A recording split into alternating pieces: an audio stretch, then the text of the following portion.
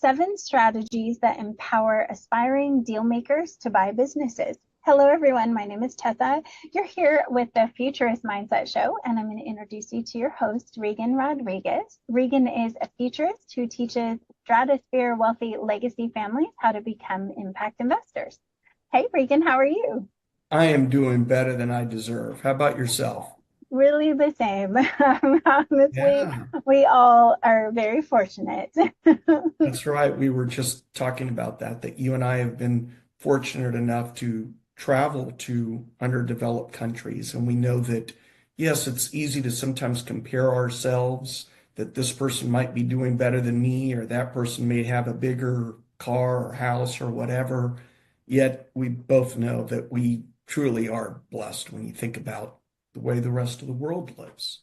Yes, yes, we have clean water and all kinds of things. So, I mean, but Plain today water. I'm, Mhm. yeah, it's something very big in some countries. So, and actually, you have shows and projects around that too. But I do. today we're talking about specifically deal makers and how they go about buying businesses and tips you have, strategies for them. So I'm very excited to go through this list of things with you. Sure. Awesome. Yeah. And Tessa, please do. I didn't want to manufacture questions for you. I wanted you to, if there's anything I go over that you might have a question on, then chances are the other people that are listening to this probably have a question on that. So anything that maybe stands out to you or any questions that you have, write it down and then we'll go over that after I go over these points.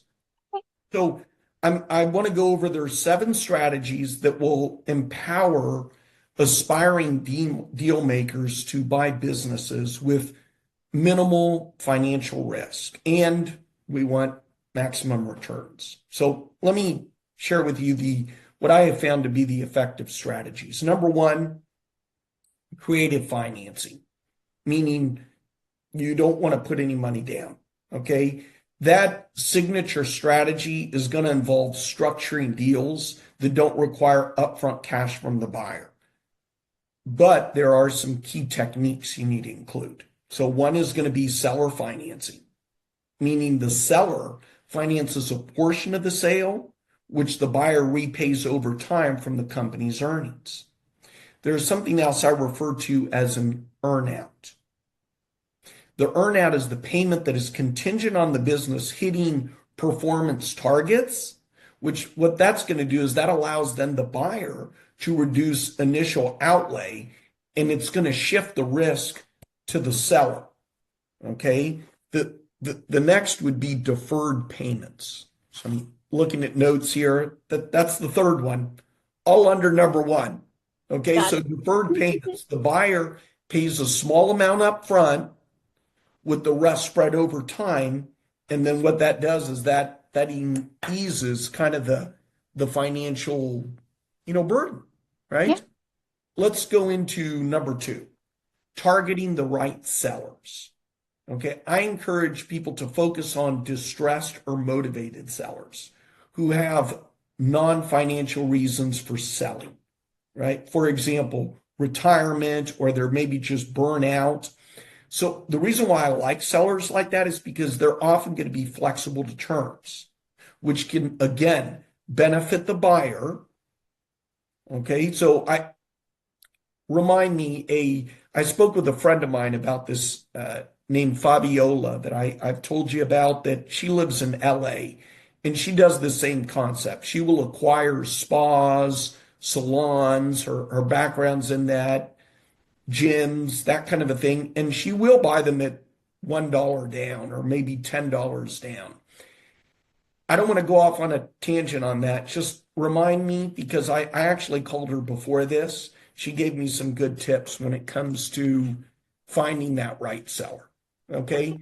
Number three, leveraging roll ups and bolt ons.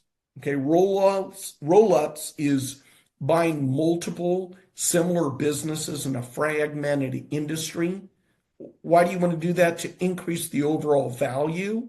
And then what that does is that attracts better financing, or even an eventual acquisition, meaning from a large entity like a private equity group. Another on that same category of leveraging roll-ups is what I refer to as bolt-ons. That is acquiring complementary businesses that are then going to create kind of synergies, right? Synergies like a supplier or a distributor for that core business, which can lead to cost savings and enhanced competitive advantage. So I'm thinking of something like Chrysler and Firestone that makes their tires. But you know what? Chrysler never thought to acquire them. They said they do what they do well, I do what I do well. Which again, this is something my friend Fabiola does as well. She joint ventures with other people that have certain strengths that she doesn't. So, number 4, mastering negotiation and relationship building. I want to emphasize that building trust and rapport with that seller is as important as that financial negotiation. So understand a seller's motivation. What that does is if you understand what their motivation is, it's going to allow the buyer, which is you, if you're watching this, to structure the deal that is then going to meet both the parties' needs, and it's going to foster smoother. Doesn't that just make sense? If you've got rapport, you're going to have a smoother negotiation. You with me, Tess? Absolutely. Yeah. So number 5, effective due diligence. I want to stress the importance of due diligence to uncover what you're wanting to do is the potential liabilities and assess that true financial health. So I'm going to advise having a thorough checklist. Okay. And then in that checklist, maybe include scrutinizing the finances, operations, customer relations, and then, I mean, obviously a legal standing, right? So 6, post-deal integration. As I mentioned earlier, a smooth transition, if you have a smooth transition post-acquisition, then that will then just be crucial for you maintaining and growing the value. So have a clear plan for integrating the operations, the culture, the customer base, and then keeping those employees engaged. So Tessa, as you know, in an acquisition, generally they don't tell the employees. In a situation like this, it's going to be different. You're going to be involved. The seller's still going to be there. So you don't want another job, right? If you want to have 5 or 6 businesses like this that you want to roll up to then exit, you don't want to have to be running the businesses. So you do want the seller to stay on. I don't want to go off on, let me go to the last one. Number 7, using equity as currency. So instead of cash, what I'm going to recommend is maybe use the company's share as equity as part of the deal. And then that makes, what that does is that makes the seller a partner in that new venture. So then that reduces the cash outlay, but it's also going to align the seller's interests with the success of the business going forward. These strategies, when you think about it, Tessa, they allow would-be acquirers to minimize personal financial risk while then maximizing that growth potential. So I approach, or what I would say is I'm going to encourage buyers to think creatively and then see merger and acquisitions as a viable growth path, even without that substantial initial capital that you may not have. So I think I went over all, I was looking at my notes. Any questions? Anything that's well, I love that you talked about the due diligence checklist, and I think that's something that it would be great for you to create because you go through this process with lots of companies. Someday, I'm just putting it on my wish list for a Reagan, little something we can give to people that they might be able to go through the process. But besides that, I know you did mention what Fabiola is doing, if I'm pronouncing her name right, that she gave us some ideas. But I did have a question, like, how do you find distressed businesses? Like, how do you even find somebody who is distressed? Is it just looking in your local community? Okay, I'm so glad you brought that up. Let me get to the other part. I met this gal that I'm good friends with now at the seminar, and I said to her, I think during the break hour, I said, these strategies only work if the business is going like this. And she says, oh, I know. I know that. Those are the ones that want to talk to me. And I said, so all of these strategies that people go over, at the end of the day, why is someone going to accept a dollar or a pound to buy the business unless there's a reason why, Right. right? So there's a couple of things you can do. One strategy is you actually send letters, Okay. actual letter to the home address because you don't want the employees to get Right. concerned. And Okay. you Okay. would pitch yourself as I'm an investor. I want to buy the business. Okay. Now, if that person says, okay, great, we've got all of that taken care of. My CPA's got last 3 year tax returns. The numbers look great. Then that's probably not a business you're going to want to go after because he's going to want 4 times multiples and want it all up Mm, front. So when you said, how do you find them? That person that is motivated to sell, how do you find them? Also by keeping your eyes and ears open. Okay, so I'm going to give an example of a business I helped somebody buy, and it was no surprise, kind of a coffee shop slash restaurant. Did I tell you this example that it yes, had? yes, but I love this example. It's a great example. Oh, okay, you're right. So it seats 50 people, and they only have 30 coffee cups. And the owner's going around saying to the person, did you finish? Did you finish? Let me grab it. And let me. If the coffee shop seats 50 people, you should have at least 50 coffee cups, right? Right. So when you Right. see things like that, you're like, that's an opportunity for growth. As you mentioned, one of the other times when we did a similar exercise like this or similar talk, that you said you know about a Mexican restaurant that you go to that maybe they don't have a website, or maybe they do, but they don't use it much. Yes. Or maybe they don't have good search engine optimization. And someone like you would know that you could boost that up by just certain social media without doing any SEO on the website.